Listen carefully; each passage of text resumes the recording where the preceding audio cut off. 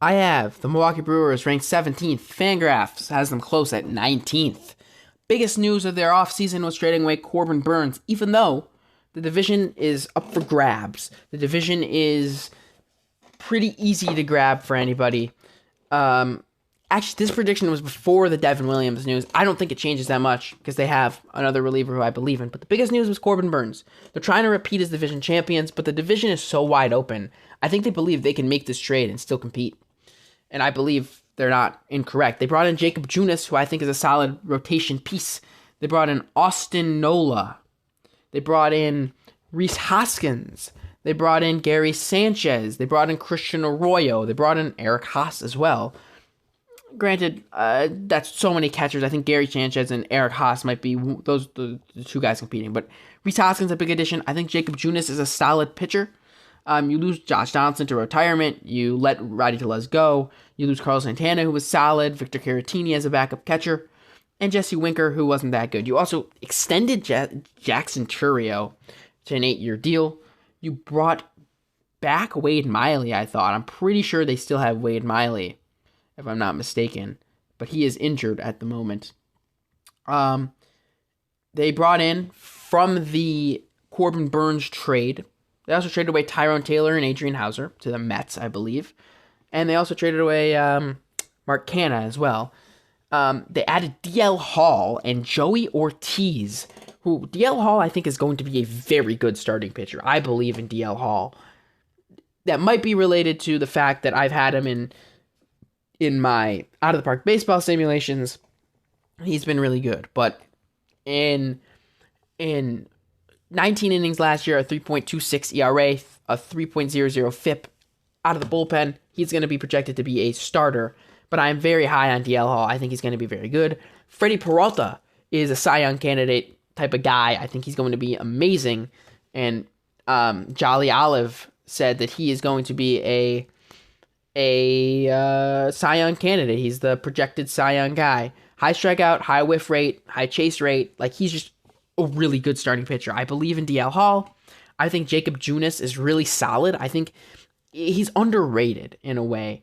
I think it's interesting how Jacob Junis has kind of just bounced around. He was in Kansas City for a little bit, and he went to San Francisco, and in the last 2 years, he was really solid as a bullpen arm, sometimes starting.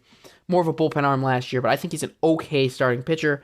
And then you also have Joe Ross, who started World Series games for the Nationals a little while ago, I'm pretty sure. So Joe Ross, not a bad starter. You also have Woodruff, who you re-signed, but he's not going to be available at all in 2024, I believe. This is for 2025. You also bring back Wade Miley, who should be healthy going into... He's got shoulder soreness, but he should be available. And he probably is the Joe Ross spot.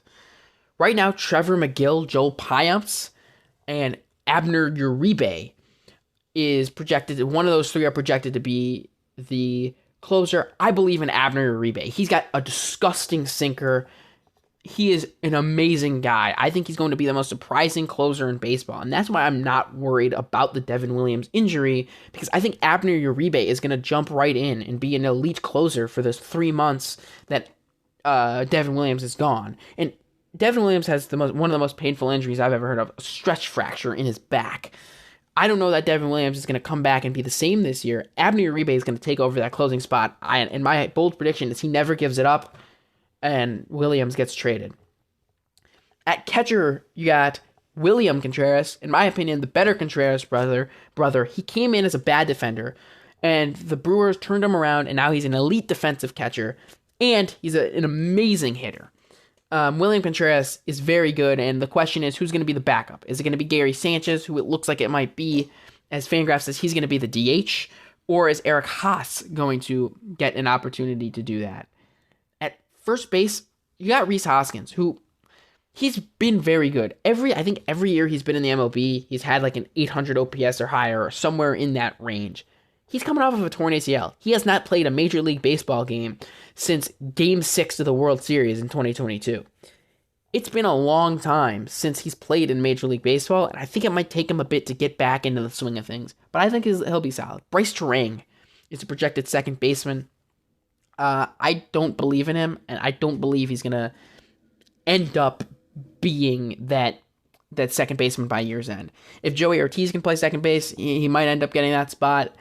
You got Andrew Monasterio as well, and you also have Tyler Black, who apparently I think is going to be very good. I don't remember why, but yes, he is a very solid. He's not very good. He's a good defender, but he sucked at offense last year. Third base, Sal Frelick is the projected third baseman for this team. I actually have him as a surprising thing. He walks a lot. He does not strike. He doesn't strike out a lot. He doesn't swing and miss a lot. All the other numbers, like all the other peripherals, like he doesn't hit the ball hard. He doesn't have a high contact rate. Like he doesn't hit the ball hard. He doesn't hit the ball in the air. But he only played 57 games last year. I think in a full season at third base, maybe platooning with Joey Ortiz, who they traded for, could end up being a good year for Sal Frelick. At shortstop, Willy Adames could get traded. He's a great defender there and has had some solid offensive numbers from time to time. He's a solid shortstop. In left field, Christian Yelich, I think, is probably going to DH as Joey Wiemer plays center. Or Joey Wiemer might play left. We'll see. But Yelich, I think, could be surprising. He hit the ball really hard. Hits the ball really, really hard still, but his launch angle was 3.8 degrees in 2023, and it was 11.3 in 2019, which was his best year, but it was a little bit different. If he can somehow find a way to get that launch angle up to like 7, 8 degrees, he can be an MVP candidate once again, and I would not be surprised if we see Yelich in the MVP candidacy. You got guys like Garrett Mitchell and Joey Wiemer, who are both other outfielders who kind of struggled in their short time last year. But the big news of the offseason, Jackson Chourio, the 20-year-old guy, gets an 8-year deal, the third-ranked prospect in baseball according to Fangraphs. An 8-year contract. Jackson Chourio, I believe, is going to be very good. But you're putting the weight of an entire organization on him, and it could disappoint some people. My prediction is they go 80-82, missing out on the playoffs just by a little bit. That would be a -12. They'd be because they won 92 last year. My over-under should be 81.5. Vegas says 77.5. I would take the over on 77.5 for the 2024 Milwaukee Brewers.